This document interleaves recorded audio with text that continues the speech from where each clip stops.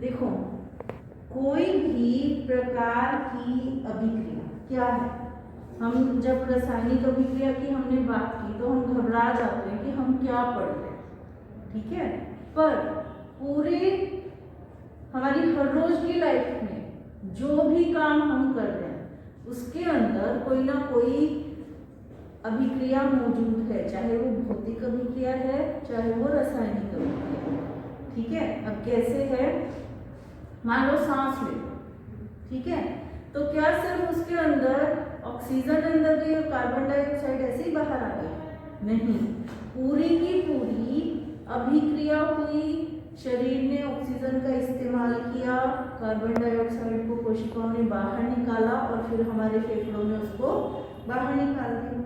इसी तरह से जो खाना लिया, कच्ची सब्जियां ली और वो कच्ची सब्जियां क्या की, कच्ची सब्जियां पकाई, तो वहां भी अभिक्रिया हुई ना। इसी तरह से खाना खाया, शरीर ने खाने को पचाया, तो क्या हुआ, उसमें भी अभिक्रिया हुई। हर एक चीज, दूध से दही जमाया तो रासायनिक अभिक्रिया है, मोमबत्ती जल रही है तो अभिक्रिया है। तो ये परिवर्तन जो है वही हम यहाँ पढ़ेंगे, ठीक है ना। अब तुमने सुना है कि अगर मम्मी ने बोला तुम्हें कि एल्यूमिनियम या फिर पीतल की कटोरी के अंदर खट्टा नहीं रखते, कोई भी खट्टी चीज नहीं रखते, क्यों? खराब हो जाती है। क्यों खराब हो जाती है? स्टील की कटोरी में तो नहीं खराब हो रही है ना, एल्यूमिनियम की भी क्यों हो रही है? कुछ अणु तो धातु है, एल्यूमिनियम क्या है, धातु है। और जब हमने उसमें नींबू या दही डाली तो अम्ल डाल दिया, ठीक है, और अम्ल ने धातु के साथ अभिक्रिया की तो क्या हुआ, बोलो क्या हुआ, हाइड्रोजन गैस वहां पर निकली, ठीक है ना। अब ये सारी चीजें हमें आमतौर पर मालूम है, पर उसी को जब हम बुक में पढ़ते हैं तो हम घबरा जाएंगे कि हमने पता नहीं क्या पढ़ लिया। तो इसलिए ये जरूरी है कि आप चीजों को क्या करके चलो, कनेक्ट करके चलो, ठीक है ना। और जब हम कनेक्ट करेंगे तो हम उसको बहुत आसानी से पढ़ पाएंगे। देखो, जब किसी भी रासायनिक अभिक्रिया की हम बात करते हैं तो हम वहां पर तापमान में बदलाव, रंग में बदलाव या ऊष्मा का निकलना, इस तरह की हम अभिक्रियाएं करते हैं यहाँ, या फिर हम ये देख सकते हैं कि वहां पर गैस भी निकलती, ठीक है ना। अब जैसे मोमबत्ती जलाई तो जो मोमबत्ती की विक है, बत्ती है, वो जल रही है, क्या मिल रहा है, प्रकाश मिल रहा है, रोशनी मिल रही है ना, और साथ ही साथ धुआं भी निकल रहा है ना। पर मोम जो है वो तो पिघल रहा है, वापस मोम बन जाएगा, ठीक है ना। तो दो तरह की विक्रिया हुई ना, रासायनिक अभिक्रिया भी और भौतिक अभिक्रिया भी। पर रासायनिक में रंग में परिवर्तन हुआ, साथ ही साथ प्रकाश निकला, है ना, स्मेल आई। दूध से दही बना, क्या हुआ, रासायनिक अभिक्रिया है, पर वहां पर क्या हुआ, उसका टेक्सचर चेंज हो गया, ठीक है ना। क्यों हुआ कि नहीं हुआ, टेस्ट अलग हो गया, दूध अलग हो, मिठास हो गया, नमकीन हो गया, और वहां पर खटास आ गई, ठीक। अब जब हम रासायनिक इसकी बात करेंगे तो हम चार बदलाव देखेंगे। कौन कौन से चार बदलाव देखेंगे? रंग में परिवर्तन,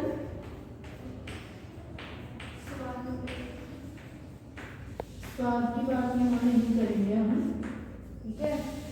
दूसरा, ऊष्मा निकलना, ऊष्मा परिवर्तन,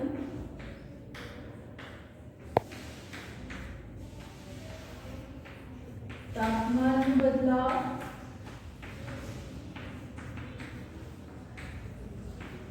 और क्या था, गंध में परिवर्तन, यही था ना, इसमें रूप, रंग और गंध, स्मेल।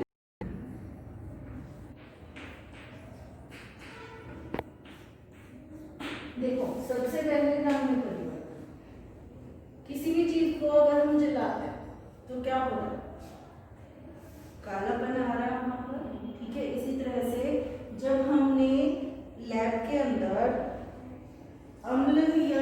की अभिक्रियाएं की, अगर तुमने पहले चैप्टर की अभिक्रियाएं की हैं तो वहां तुमने पढ़ा होगा कि उसके रंग में परिवर्तन हो। ठीक है, मैंने 2 प्रैक्टिकल्स भेजे थे, वहां तुमने बेरियम क्लोराइड बनता हुआ देखा, कलर नहीं था पर उसमें कलर आ गया, है ना। तो ये क्या दिखा रहा है, रासायनिक अभिक्रिया दिखा रहा है। दूसरा ऊष्मा में परिवर्तन। अब कुछ चीजों को अभिक्रिया करवाने के लिए क्या चाहिए, ऊष्मा चाहिए। गर्म करना पड़ता है कि नहीं करना पड़ता, यस मैम, है ना। रोटी बनानी है, उसके लिए उसको सेकने के लिए क्या चाहिए, ऊष्मा चाहिए कि नहीं चाहिए, यस मैम, चाहिए ना। इसी तरीके से क्या हो रहा है, ऊष्मा निकल भी रही है।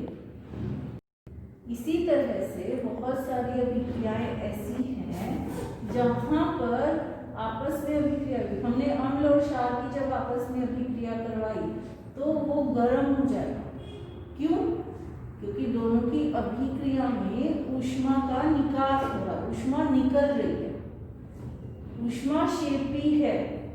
ठीक है, और जब हमने ऊष्मा दी, ऊष्मा शोषी है, 2 तरह की है वहां पर, कौन सी, ऊष्माक्षेपी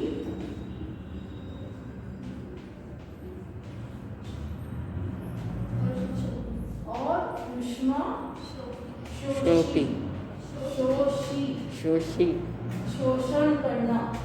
ठीक है, उसको एब्जॉर्ब कर लेना, सॉरी निकाल देना।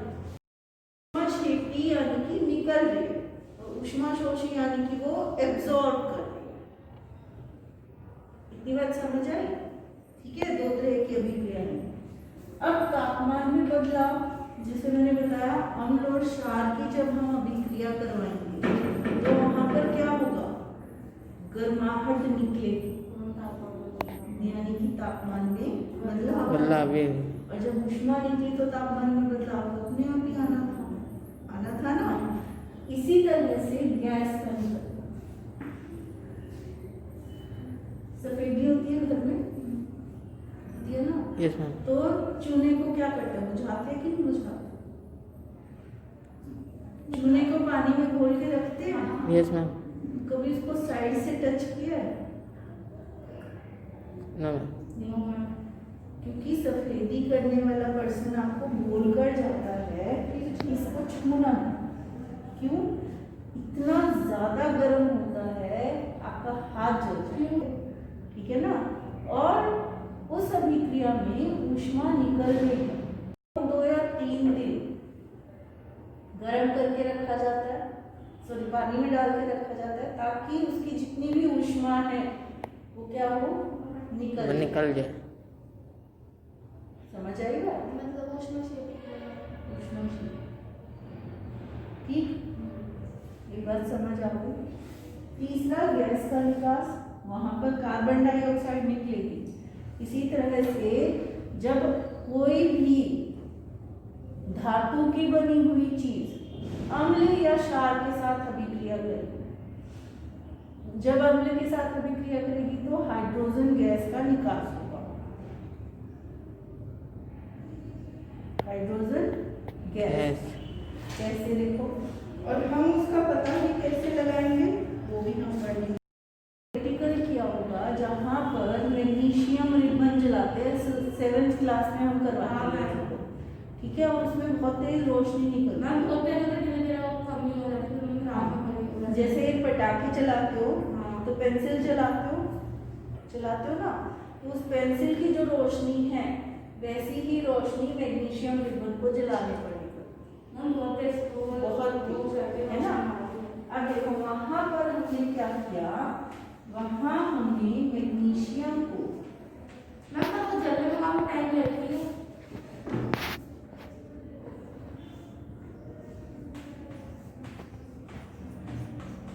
को ऑक्सीजन के साथ अभिक्रिया करवाई तो ये बन गया मैग्नीशियम ऑक्साइड।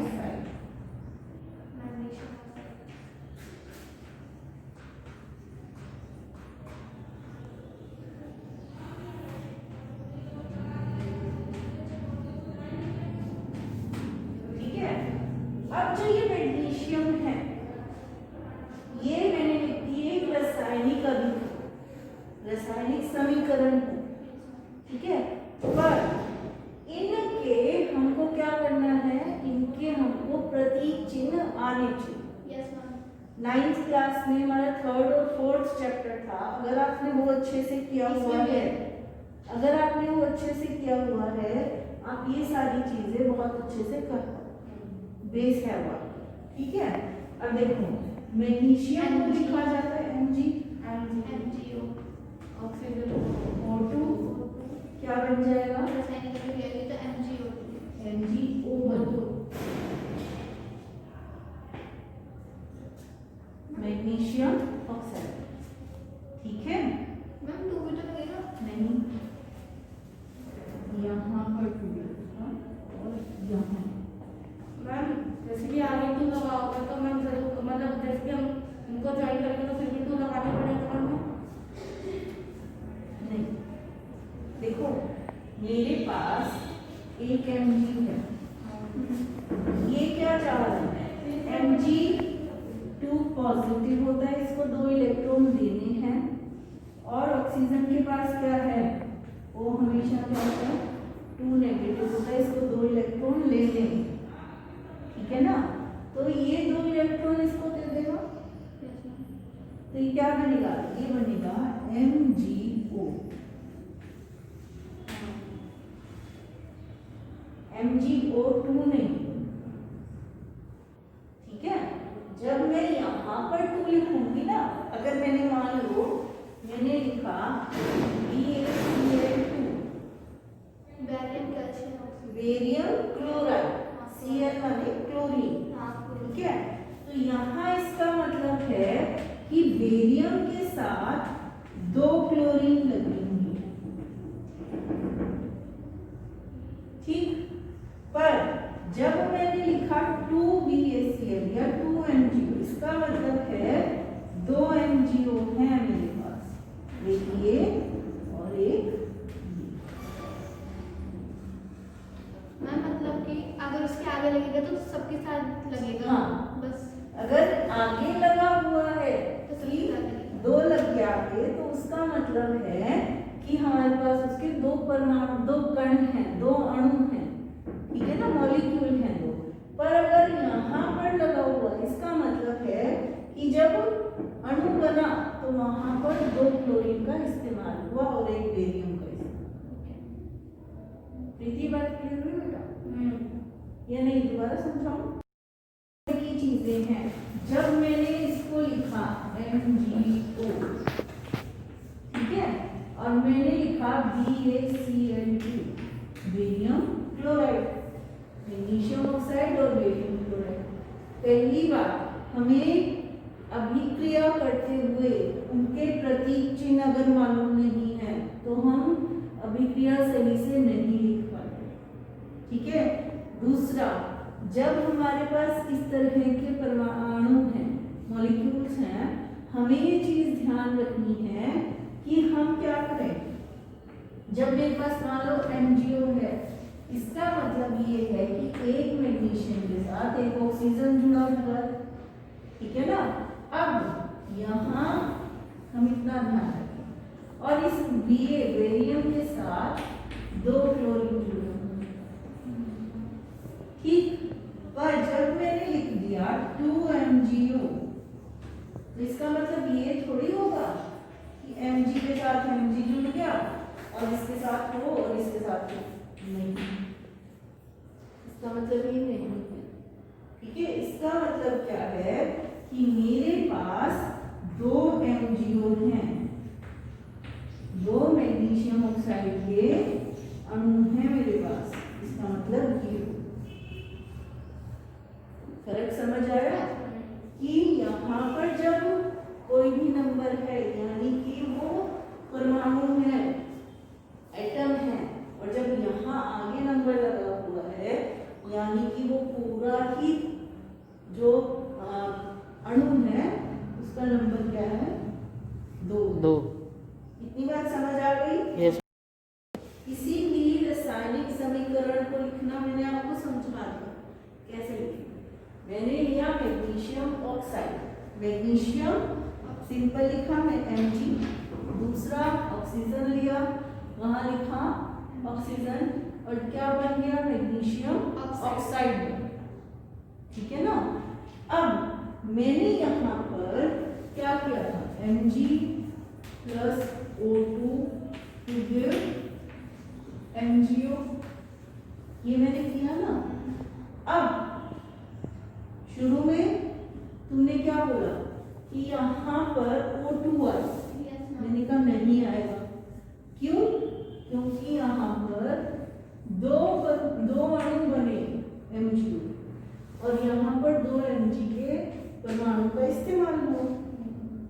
अब जब मैं ये नंबर बराबर करने के लिए लगा दूंगी, इधर और इधर के दोनों क्या बराबर हैं? संतुलित हो जाए। संतुलित हैं। इधर के परमाणु की संख्या और इधर के परमाणु की संख्या बराबर है। ऐसा काउंट करके देखो, 2 Mg है, यहाँ 2 Mg है, यहाँ ऑक्सीजन 2 है, ऐसा है ना। तो यहाँ 2 गुना हो 2 ऑक्सीजन है। तो ये है संतुलित करना। क्या है? संतुलित करना। हमने जब एक सिंपल समीकरण लिखा Mg प्लस O2 लिख दिया और उसको हमें मिला गया MgO, तो ये तो मैंने समीकरण लिख दिया, रासायनिक समीकरण। पर जब मैंने उत्पाद, अभिकारक और उत्पाद दोनों का नंबर बराबर किया, वो मैंने समीकरण को क्या किया? संतुलित किया। संतुलित। ये बात समझ आई? अपनी कॉपी में करके देखें, निकालो कॉपी कि हमें इस तरह से अभिक्रिया लिखनी है। क्यों लिखनी है? आप बोल सकते हो कि मैम मैं पूरा वर्ड लिख सकता हूँ, या तो हिंदी में कि मैग्नीशियम मैंने लिख दिया, ठीक है, या हिंदी में लिख दिया, इंग्लिश और हिंदी में। तो उससे क्या फर्क पड़ेगा अगर मैं लिख दूं और ये ना लिखूं Mg, ये ना लिखूं और ये लिख दूं, ये फर्क पड़ेगा बेटा। इस शब्द को पूरा संसार जानता है। अगर आपने लिख दिया Mg, ठीक है, कहीं पर भी साइंस पढ़ने वाला स्टूडेंट आपको बता पाएगा ये क्या है? मैग्नीशियम। हो सकता है वो ये लैंग्वेज ना जानता हो, इसको ना जानता हो, पर इसको जानता हो, ठीक है ना। इसलिए हम रासायनिक समीकरण कहीं पर भी पूरे संसार में अगर आपने ये अभिक्रिया दिखाई किसी को, विज्ञान पढ़ने वाले को, वो समझ पाएगा कि जिंक की हमने हाइड्रोजन सल्फ्यूरिक अम्ल के साथ अभिक्रिया करवाई और जिंक सल्फेट और हाइड्रोजन गैस बनी।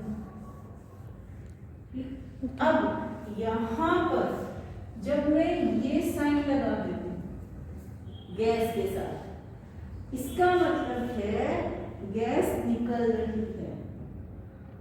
इस अभिक्रिया में हाइड्रोजन गैस सही है ना?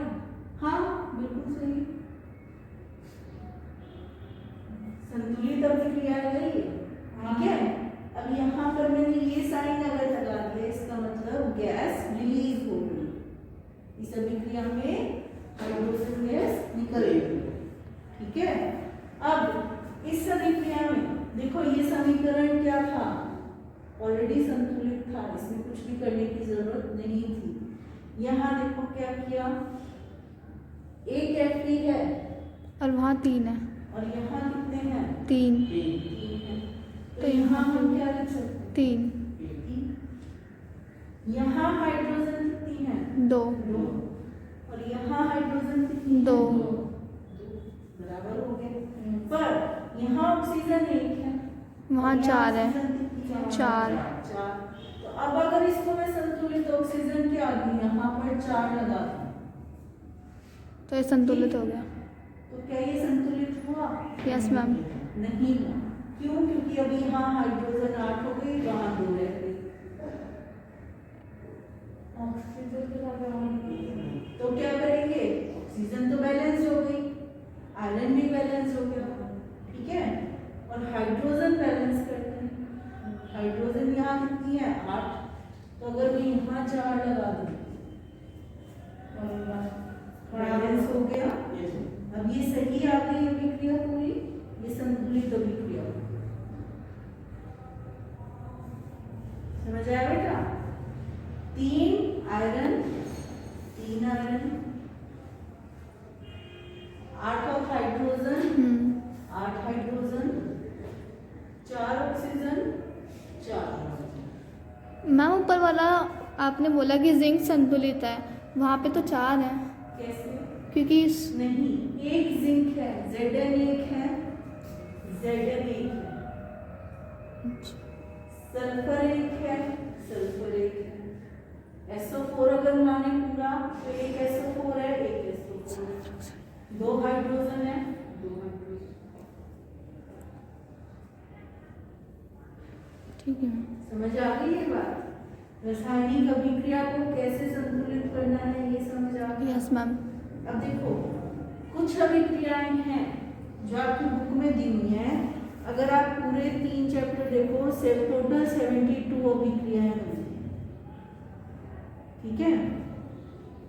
और उन्हीं को आपने संतुलित करना है, उन्हीं की आपने आगे अभिक्रियाएं दिखानी है, उन्हीं के बेस पे आपके प्रश्न आ रहे हैं, ठीक है ना?